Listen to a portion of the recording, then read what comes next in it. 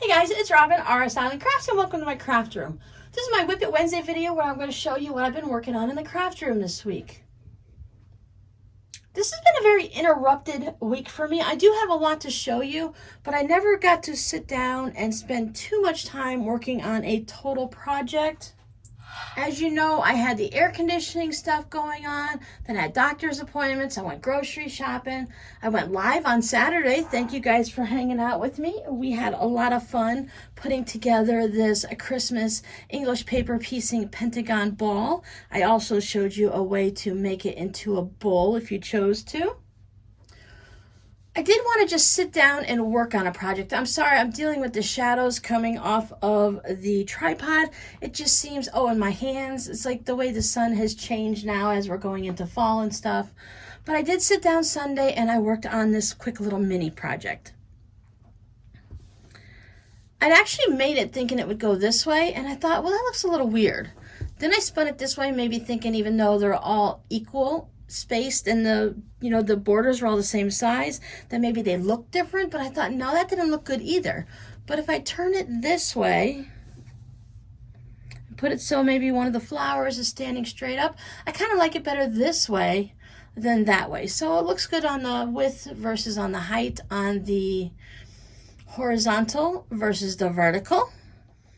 So I had this leftover block. I had made it wrong when I was doing the Margaret Lewin quilt along, last year I think it was, or last year into the beginning of this year.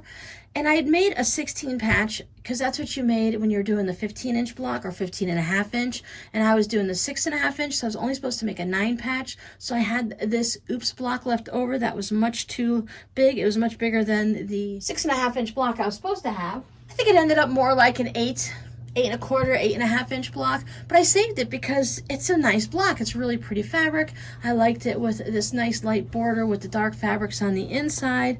So I had it up on my board and I'm just looking at it and I'm watching it, and I thought, you know what? I'm gonna make a little mini out of it this weekend. So I took it and I trimmed it up just so it was even a little bit along the edges so I can add some border. I wanted to stay within some specific measurements because I'm going to be mailing this out, and I wanted to make sure, I wanted it to fit in a specific envelope to mail at it's going to mail cheaper or less expensive because it's so thin, versus if I had to fold it at all, then it would go ahead and it would ship at a higher price. So I'm hoping it's not too big and I'm going to stay within my guidelines. I want to say there was something like a 15.5 by maybe 8.5 or something. I was going to do like the size of a sheet of paper because it would fit in a manila envelope, but that would make it so I wouldn't be able to add hardly anything here, maybe a 1/2 inch or 3/4 of an inch on each side, and it would have been fine, but I like it with a little bit more of this peachy pink fabric there. And then I backed it with this really great, so of course this way on the back it goes this way. It's kind of funny because when I first cut it, I cut the fabric to go this way by accident, and actually that's the way I prefer here. But if you want to flip it over and use the back as the front, you can just go ahead and orientate it this way. I did do the facing on it. I used the same fabric, but of course it's not going to match up, and you can just tell that it's got more of a border and a thickness around it. But that's okay because it frames it nicely and I like it. And on here I decided to do, I guess you're going to call it straight line quilting, but it's not straight. It's organic straight line quilting, meaning that some of them are a little bit crooked, the spacing's not even. It's very close to what they call the matchstick quilting because they're about 1/4 inch apart, give or take. Some are 1/4 inch, some are 1/8 inch, some have little extra spaces, and I did it back and forth this way. And I did that on all 4 corners, kind of to frame it. You know those old-fashioned photo albums where you put those little corners on the pictures, those little black corner pieces to hold your picture in the photo album? I was going for that look. And then I also wanted to keep this center part because it's such a different shade and color and everything. I wanted this one to pop up, so I didn't do any quilting on here. I did quilt up really close to the edge, 1/8 of an inch, if not even smaller.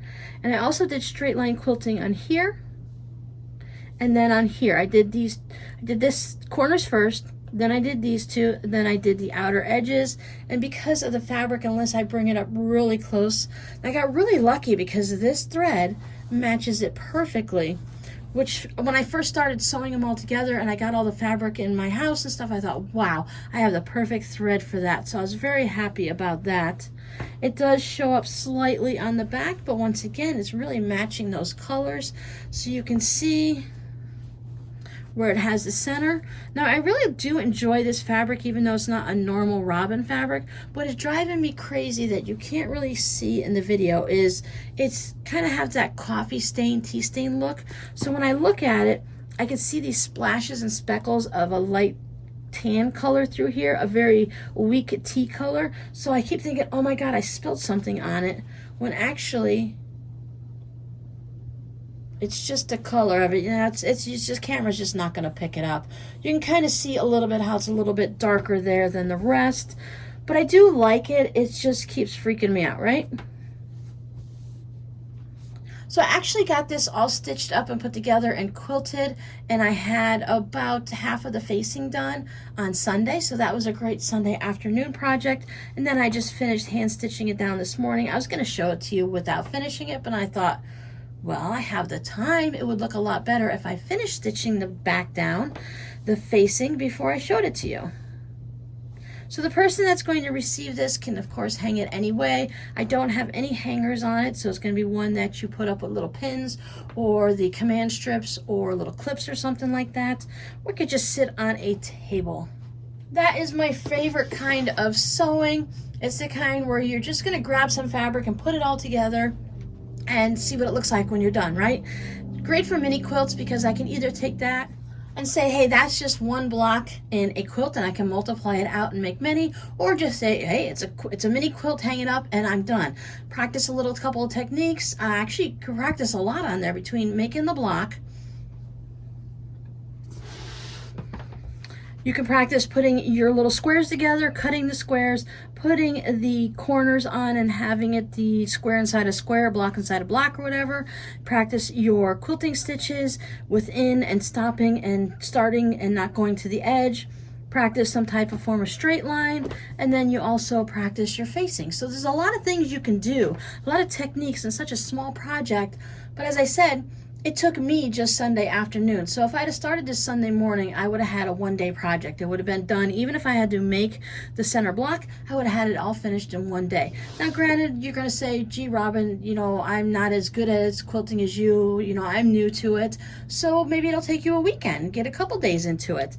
It's a great way to practice small techniques and then have a finished project. That's why placemats are great for new quilters. If you're going to practice your free motion quilting or anything like that, start with something small like this, and when you're done, you'll have something beautiful. And then if you decide you've made something really ugly and you messed it up a lot, put it under your dog's dish of food and water, and then nobody's going to see it, right?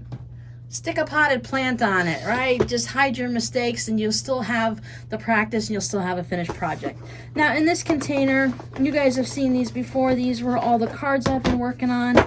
I'd started working on envelopes and stuff and I finished them. I worked on them during the live stream while I was waiting for everyone to show up. They're all finished. They have the cards, and what's really good is this one here. This one glows in the dark. So that's a great little Halloween thing there. This guy, I don't think he glows, but I know he does.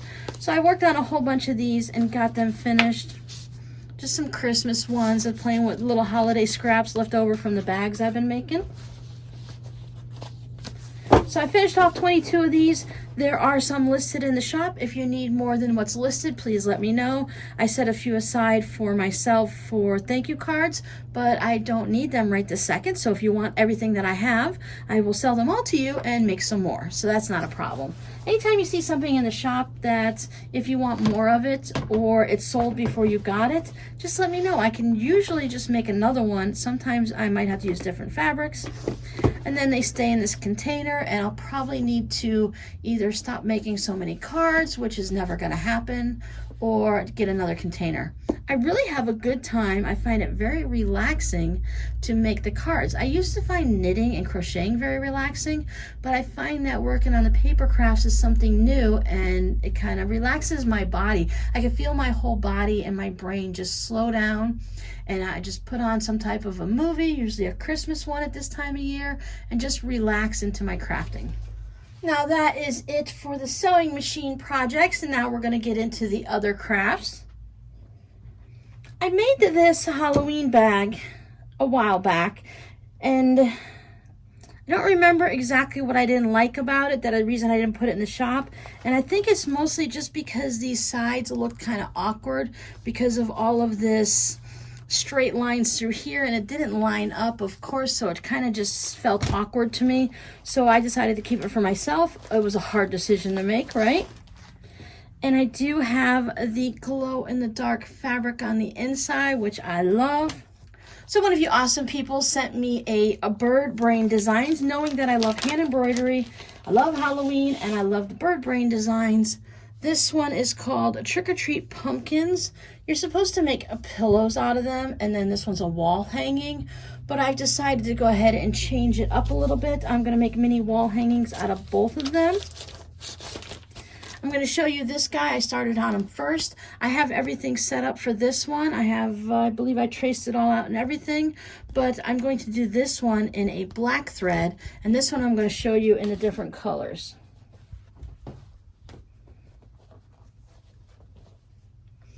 Now, it's not going to be easy to see. I chose this acid green batik. I really loved it, and I knew that the colors aren't going to show. I can see them more in person than I can looking through the lens of my phone, but I struggled with this green for the leaves and the ivy. Now, they did all of theirs. It looks like blue, but I think it's black. It's just the way it printed out. But I wanted to have one with a neon color. So I have this neon embroidery floss. I keep it in my little pouch here. So I had this neon yellow that I thought would be great for the trick or treat inside the mouth. And then I had the orange. And I also had this green. And I thought, well, it's not quite neon, but it was part of the neon packaging that I bought. And I knew, like I said, it's not going to show up on here very well, so it's a very subtle look. When I'm looking at it straight on, I can see the texture of it. I'm going to trim around this so it's not going to be as much acid fabric around it. I may just leave it as a small mini wall hanging, or I may add fabric around it to border it out. I could just go ahead and put a black fabric around it or a brown to make a picture frame on it and leave it like that. But I really, really wanted to use these, and I really, really wanted to use this funky green fabric. So I decided, you know what, forget it. I had a regular brown, so I'm going to use that. I do have a black. This is Iris is a Michaels brand. It's just the same as the DMC. They just have different numbers, and it's a little less expensive. It's what you usually get when you buy those bundles. I thought, you know what, it's for me, and I'll be able to see it up close, and it's going to make me smile. I wish it would glow in the dark. That would make me even happier. But there is the first pumpkin that says Trick. I've gone ahead and I did all of the stems, and then I went and I did the leaves. I might have to double check, but I think I got all the leaves and vines. So now I am working on the pumpkins, Trick or Treat. So I traced everything out with a mechanical pencil, and I used a light, I don't know if it's called a light box anymore. I'll put a link down below. I picked it up on Amazon. It's just a little over $20. It's very inexpensive, and it's a lot easier than trying to trace on a window on a, being up here vertical like this, laying flat on the table and being able to lean right over it to trace was really nice. Normally I would use a different type of marking tools, but I knew that based on the colors I was using, I used 4 strands of floss. I just went with the mechanical pencil so that I didn't want a white or black marker or, a writing utensil showing through. I use a micron pen that's very, very fine. It's an 01, which means it's a 0.25 millimeter line width, and I use that a lot. And I also have these white jelly rolls because you can't get a micron pen in white. So I found these, and these are an 05, an 08, and a 10. And this works really great too on like the purple batiks for my Halloween one. It gives you a fine, medium, and bold line. But the mechanical pencil works perfectly fine. I find that the Bic ones are the ones that I use from the very beginning, and they erase really well. So if you don't like make a really thick mark, because I use the very fine ones on those pencils also, and it just allows you to make a mark, and if you have to, you can erase it. Like when I was tracing it, I accidentally made a little line there thinking that the stem looked like that and not just, I did the same thing there. So I need to go through and I'll erase those afterwards, and if not, they're fine enough that they'll blend in and it'll be good. This is the only hoop I have available in this little style like this that just pops in and out. If you guys have been around for a while, you know I love this style. It goes into your embroidery project super easy. You don't have to sit there and tighten and pull and do all that. It goes in nice drum tight right from the beginning, and then you can easily pop it out. So I just end up working in a small frame, which is fine. I just move it around because it's so easy to move. It was no big deal. My little pig flies where I keep my needles, and I also use this to keep my thread that needs to go in the trash. That way I don't have to get up constantly. I didn't have an extra little, I normally carry like a little Ziploc baggie or something to throw my trash in so that the cats don't get it, but this little material here holds it nicely. And then I also have it traced out. I used a lightweight PF44, I believe it is, from Pellon, the fusible 44 lightweight interfacing. That way when you're moving your stitches and you're going, I didn't do it very often, but if I wanted to cross over from here to here, I would have been able to do it and you wouldn't see the thread there on the front. It gives it just enough stability to make it easy to stitch, and it also hides any threads if you're gonna go and skip a little bit. I just try not to go more than an inch. So these guys, you can barely see them traced out, but they are going to be in that 4 patch there, and they're going to be all done in black thread.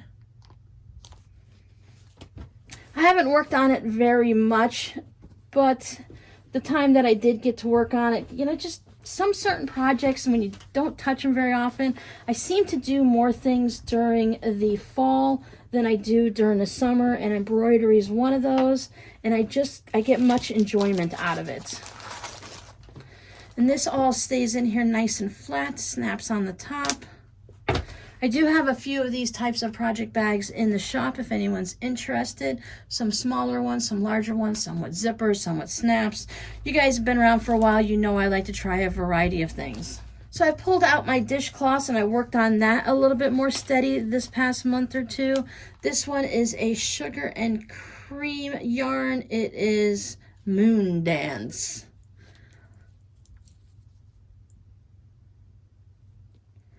So it's purples and blues and whites, and I think that's coming out really pretty. I did finish some dishcloths. These are more than just this past week. I have worked on 3 of these from one yarn. These are the ones that are like super soft. And then this is just one of the regular ones. I almost made it, so I just went and put a little extra pink on there. I've listed these in the shop. I think there might be 5 or 6 of them listed in the shop now. So if you've been waiting for any dishcloths, you can go ahead and grab those. They do take me a little bit to make, and cotton yarn just seems to grab every thread. So as I get them done, I try to wait until I get 4 or 5 of them done, and then I pop them in the shop. I've also been working on the newsprint cowl. This is the crazy one that, whoa, gonna lose my stitches. This is a crazy one that, if you want to see, this is a little weird. That's where I switch threads, yarns, and I switch from black to this beigey color and stuff like that. This is the wrong side of it, so I knit it on this side because it's easier, but you wear it on the purl side. Now this does show up a little bit, but once it's blocked, a lot of it will really just disappear. You're still going to see it. There's always a little bit of a jagged edge, I didn't do any master techniques of switching up the threads because I figured this is one of those cowls that is, I think it ends up being like 12 or 14 inches tall, 15 inches tall. So when you wear it, it scrunches up. And you can just go ahead and put this on the back. And when it's on the back of your neck like this, it's not going to be seen. I was right here. So I've put on 1, 2, 3, 5 rows. I have less than 50 rows left on this. There is almost 400 stitches in a round, so it does take a little bit of time. I haven't sat down and timed it yet because I haven't sat down and done a whole round without having to get up for one reason or another. So I'm trying to make a conscious effort to do at least 1 round a day. I'm hoping for 2. I have a video in the past, if I can find it, I'll pop it up in the iCard, but I showed how I get so much done each week and how I like rotate through my projects. And I was thinking about this the other day, and I realized once again that's something I do more in the winter and fall, and in the summer it's more like a free-for-all. And I think it's just because it's just so hot and muggy. I just get done what I can, and I don't want to work on a lot of things that are going to sit in my lap. So I'm going to go back to my daily and my block scheduling for my crafts so that I can work on each project every day and just spend a little bit of time in it. Whether I spend a little time in the morning before I start my day, or I spend a little bit of time at night before I go to bed.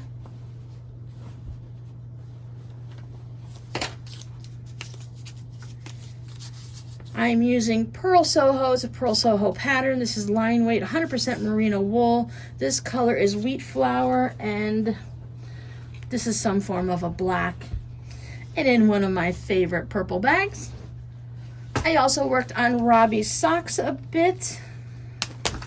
Another favorite purple bag. The first sock is still sitting in the same position, getting ready for me to decrease on the heels and to get going around the leg. This one was right here the last time you saw it, so I did get to put a little bit of time into it. As you can see, these are going to change colors. I didn't start in the same spot.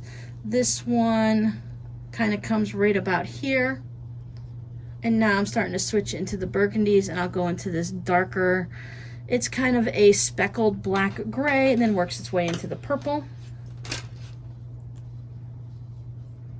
Again, putting this into my block schedule routine, I'll figure out where I want to work on each project, whether it's daytime, nighttime, and when, and get that into the rotation. The yarn is not that one, that's another pair of socks. The Mani Pedi from Lion Brand. This is mittens. I use the Fliegel heel pattern. I do a vanilla sock. And for Robbie, because he has like a size 14, 15 foot, he is 6'5", 21 years old, my youngest, and I use 76 stitches for him on a size 1 needle. Now the next project I'm going to show you, this is not one that I've worked on, but I wanted to show you what it looks like now because I'm going to be working on it. Many of you are going to be going, oh, I remember that. If you've been here from last year, you'll have seen my miter square blanket. It is knit with leftover scraps of a sock yarn. Zoom out a bit to get it in all of its glory. I've been working on expanding it to this side, or actually that's the top. And over here, I'm working on it going this way. This is also knit on size 1 needles because I did not want a floppy blanket.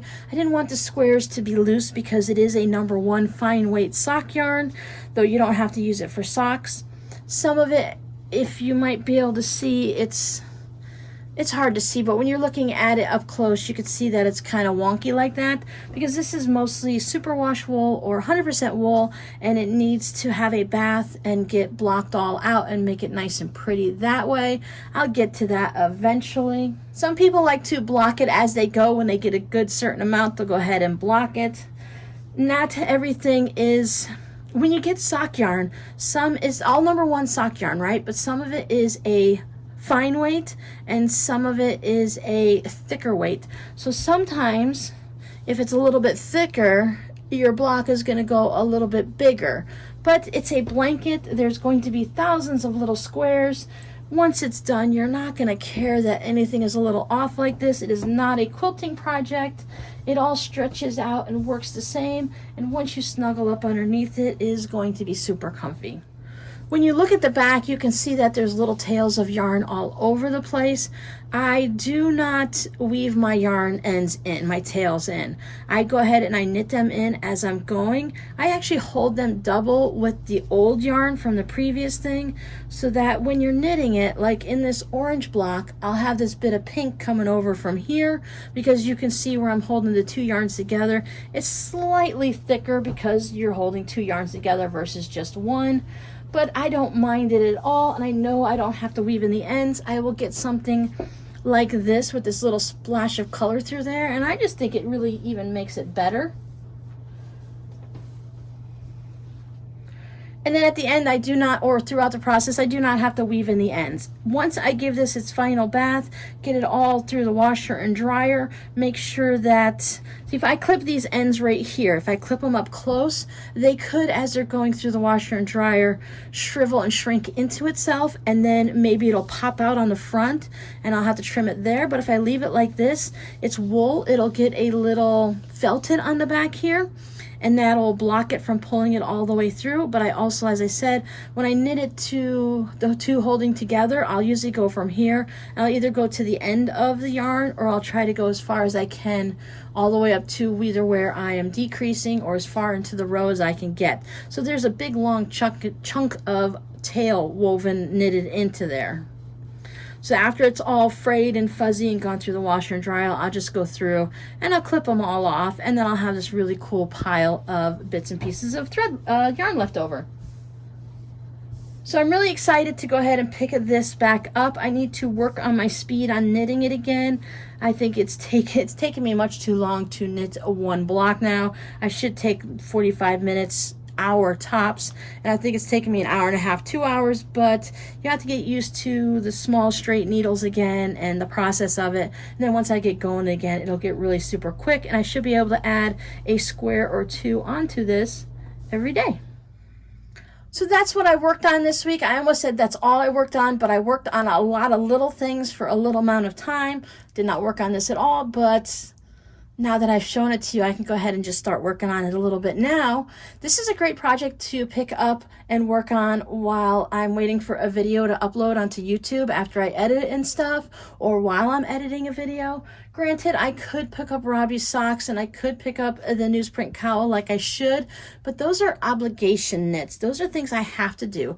This is going to be 100% for me.